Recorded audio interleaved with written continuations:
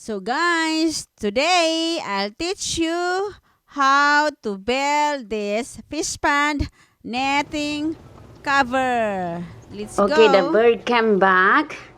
Look. And we have a net already. My God, what's she gonna do?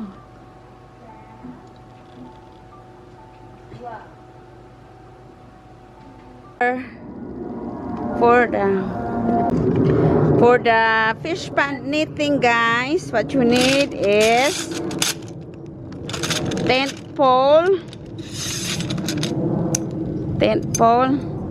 and you just put it like that. And underneath there is to secure the pole, there is a roof underneath that goes like that. And you can read the instruction right here of how you do the tent pole. And at the end we put a washer to secure the roof underneath the tent pole. And in between we use this plumber clamp, that one, and we use the other one here at the bottom, see, to secure the tent.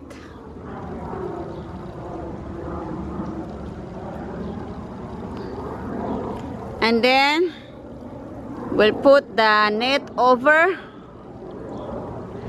and we use a clamp to secure the net at the edges or at the sides.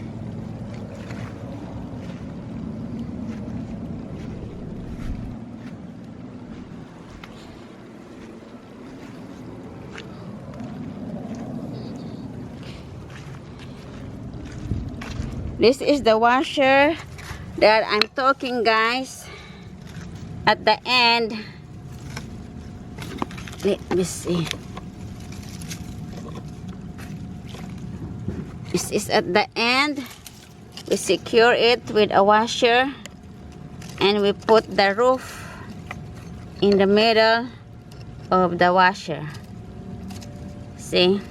And we tie the roof to secure.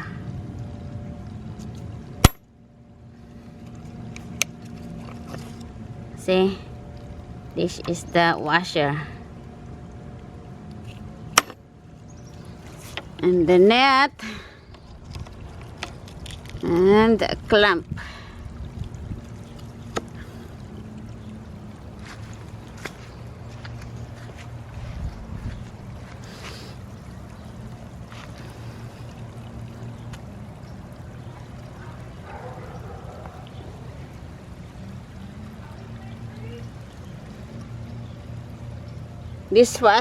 This underneath here, there's a clip underneath so that the roof will hold.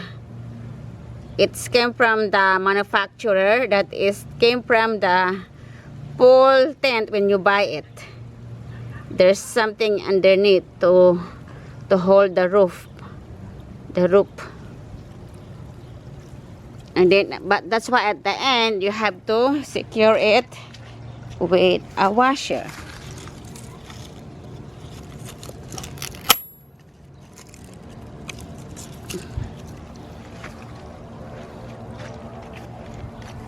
Hello, fishes!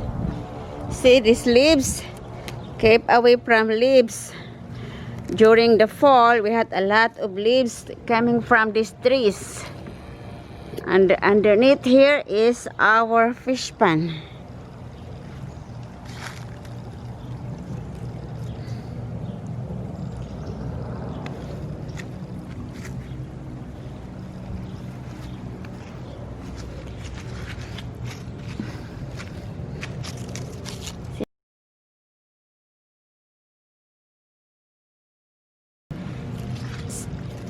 See, keep these leaves out in the fish pan.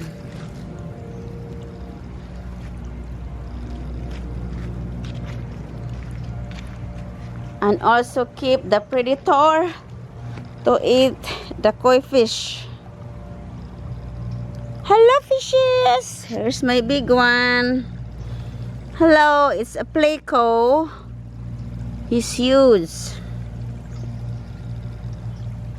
Right there, he eat the algae. And here is our bigger one. The gray and the black koi fish. That's the biggest. And the next is the yellow golden koi fish. It's next to the biggest.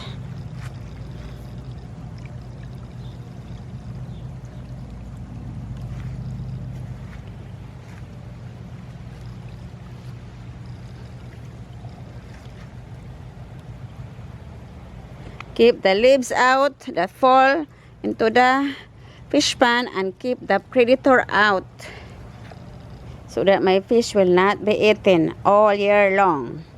It's a protection in the fish pond.